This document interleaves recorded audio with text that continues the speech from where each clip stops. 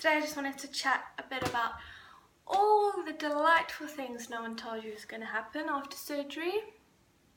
Well, maybe you do know, but these are things I didn't know and I would have liked to know. So, the first thing is that going to the toilet is difficult. It's going to be difficult for a while. You get used to it, you find ways around it, but it is difficult. Not like going, but sitting on the toilet is difficult, for me at least. Second thing is getting dressed. Getting dressed by yourself is a thing of the past for a few weeks, meaning your top half will be easy to get dressed, your bottom half, near impossible. You're kind of not allowed to bend that far anyway for the first part of your recovery, so be prepared. You're going to need help to put your underwear on, and your socks, and your shoes, and your pants. Third thing, showers. Also, you can't shower without letting somebody know you need to shower, because they need, or for me at least, they needed to put the chair in the shower for me to sit to shower. So I couldn't shower until someone got home. So that was frustrating because I couldn't put the chair in myself. It was a whole thing. Driving, obviously you can't drive for however long until your doctor says you can, which is frustrating because I drive everywhere and I've been driving for 2 years now, so it's like I want to drive if I want to go somewhere and I can't have to wait for someone. So that was frustrating, but when you can drive, that's an amazing feeling. And sleeping comfortably is a thing of the past, at least for a few weeks. For the first two maybe 3 weeks, you don't even notice you're asleep. It's just you're so exhausted you sleep. Then after about 3 weeks you start to feel very uncomfortable with sleeping on your back all the time. Like you can't sleep any other way, and you're so aware of the fact that you can't, that all you want to do is sleep on your side. So that's frustrating, and then you're lying there awake like, I'm so tired, all I want to do is lie on my side, and I can't. So when you can lie on your side, it's like heaven. It's amazing.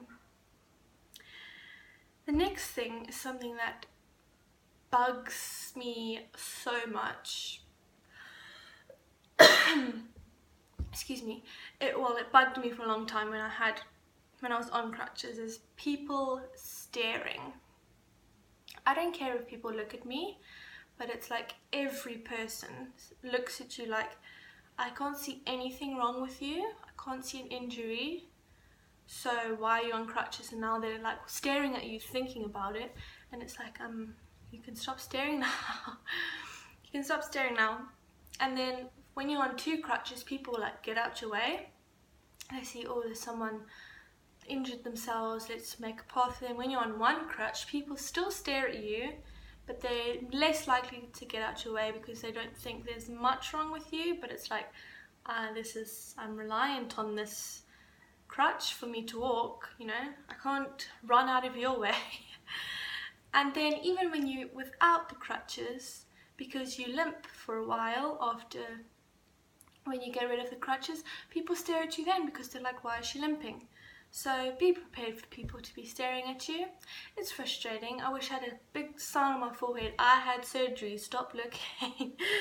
But I guess, you know, people are curious.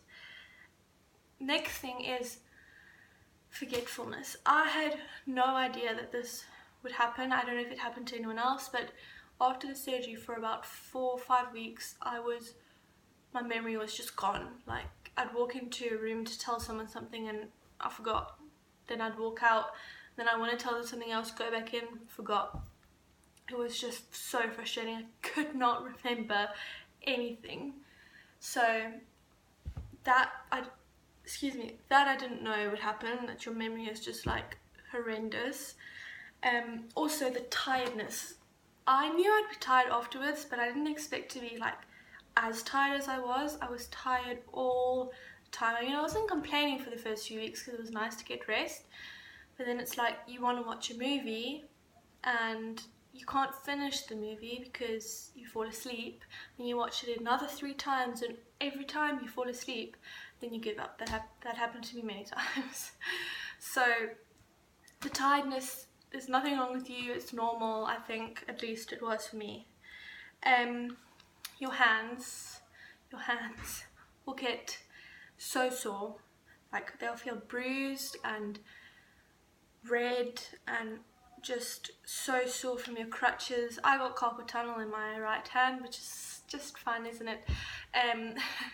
So your hands will get sore, but I found using hand grips for the crutches really helped, relatively, for, you know, a decent amount of time. Also, just massaging your hands can help, even though it's really sore.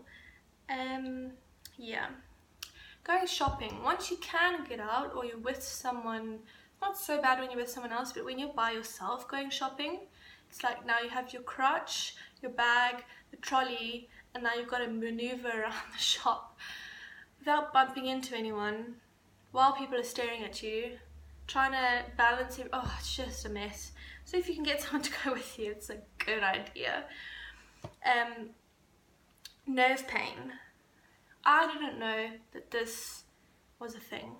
I knew that I'd get a numb patch. I was told that by the doctor. I didn't realize nerve damage could cause pain. I thought nerve damage meant no feeling. But initially and now, in between, I had no feeling. But in the beginning and now, it feels so bruised. I think now it's because the nerves are healing themselves. In the beginning, because the nerve was damaged, it was like I had a car accident, and anything to touch it was like extreme pain, and it was as though I'd been burnt with hot water or something. It was horrific. But then it started to get better and more numb, and now it just feels bruised, but I can feel the feeling starting to come back, which is really nice. I know a lot of people, my surgeon said a lot of other surgeons tend to just cut that nerve, so you'll never get feeling back, but I'm glad he didn't, because the feeling is coming back, and he told me to massage it. Might help stimulate the nerves to regenerate themselves, and that pain will hopefully go away. So I didn't know that nerve damage would hurt. Butt ache. Butt ache is a thing. I didn't realize sitting for so long. You know, sitting's supposed to be relaxing, and you know, it's supposed to be something you do when you're tired. You sit down, take a breath. Sitting down hurts. It really does. Sitting for that long just gives you a pain in the ass like you wouldn't believe.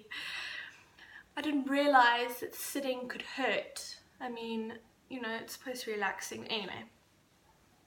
Also, one of the biggest frustrations for me was going to the toilet. I needed to wee 50 times a day for the first 6 weeks. I mean, I didn't have an epidural. I had to have extra anesthetic, so I don't know if that made a difference. I don't know if it's the catheter that made it that way, but I needed to wee all the time. And every night I'd get up like 5 times a night. Luckily my bedroom is next to the bathroom, so I didn't have to go very far. Because the other problem is that you don't get a lot of warning. I at least didn't get a lot of warning that I needed to wee. So it meant if I needed to wee, I needed to wee now, like as in now.